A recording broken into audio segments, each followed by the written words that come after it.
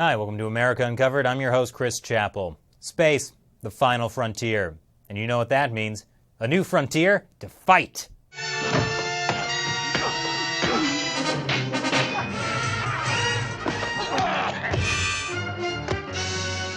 And that was supposedly an advanced and peaceful civilization. But now America's very own Captain Kirk wants to bring the fight to space with a brand new Space Force. It is not enough to merely have an American presence in space. We must have American dominance in space. So important. Very importantly, I'm hereby directing the Department of Defense and Pentagon to immediately begin the process necessary to establish a Space Force as the sixth branch of the armed forces. That's a big statement. President Trump does make the biggest statements. He has the best statements. Now, a lot of media, and this may surprise you, have been quick to criticize Trump's Space Force. But is it really that far out of an idea? Currently, besides NASA, which is a civilian agency, the U.S. already has what's called the U.S. Space Command. It's run by the Air Force. But did you know that until the end of World War II, the Air Force was not a separate branch of the military? It was just part of the United States Army. But eventually the military realized since the scope of responsibilities of the Air Force was so different from the Army, it should be its own branch. So, is it that unreasonable to think that a new Space Force should be spun off the Air Force in the same way the Air Force was spun off the Army? Well, you might be surprised who's agreeing with Trump. You should know that operations in space, in the vacuum of the universe, is a different regime that you're operating in from moving through the air. Your hardware looks different. Your strategies are different. Your command and control is different.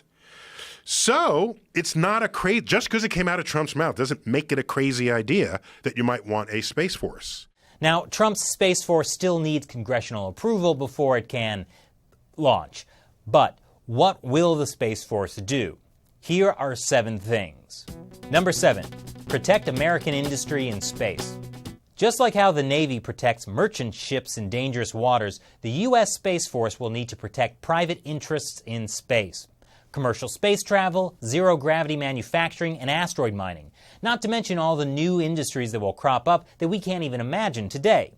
One of the responsibilities of the U.S. military has always been to protect American industry. Number 6, rescue operations. The U.S. is already part of this treaty requiring any spacefaring nation to rescue any other nation's spacegoer, whether astronaut, cosmonaut, or taikonaut. So much like the U.S. Coast Guard, rescue operations will become a major part of Space Force operations. Since the vacuum of space is not exactly a friendly environment to humans, rescue operations would have to be fast. Another challenge will be overcoming the differences in equipment. There is no universal standard for spacecraft design, so it could be like trying to share data between a computer that only has a USB 3 port and one that only has a zip drive. Yeah, remember those? Number 5, Uber for the military. When it comes to moving other branches of the U.S. military in space, that may become partly the domain of the Space Force. I mean, there's already a concept of operations for using low Earth orbit instead of air travel to transport Marines anywhere on the planet within just 2 hours. To save on costs and eliminate redundancy, the Pentagon would probably require other military branches to hitch a ride from the Space Force.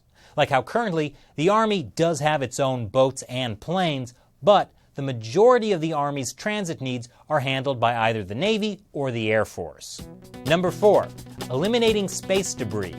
Humans make a lot of junk when we go to space, and that's a problem for any future space plans.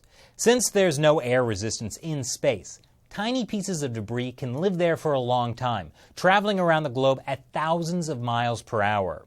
If they collide with a satellite, it can be disastrous.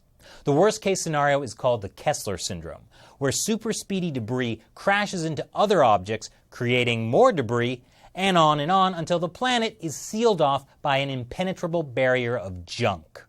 So, figuring out how to eliminate space debris will be one of the biggest challenges the Space Force has to deal with. But hey, you know who has a solution? The Chinese military. They've come up with an idea for what they call a space broom. Essentially, a giant laser that can shoot down debris. But in no way could that ever be used as a weapon. Never. Nope. And that brings us to number 3, protecting American satellites. Our lives are already tied to space. If it weren't for GPS satellites, I wouldn't even know how to drive to the grocery store anymore. Satellites give us digital maps, global internet, real-time TV, weather, and the future hope of self-driving cars. So it's no surprise that satellite warfare will be the first type of space warfare humanity has to deal with. In 2007, China shot down one of their own weather satellites with a missile launched from Earth. It also generated about 150,000 pieces of space debris. And some think that ability has only increased in the past decade. Russia has also been making similar progress. In fact, in 2015, Russia created its own aerospace force. China's space program has always been a branch of the Chinese military. So really, space warfare is coming, and a U.S. Space Force is really only playing catch-up. Number 2, fix things. With satellite warfare a pretty likely future scenario, the Space Force will also most likely be responsible for getting replacement satellites up as fast as possible. The U.S. is taking this pretty seriously. There were also plans to use F-16s to launch satellites.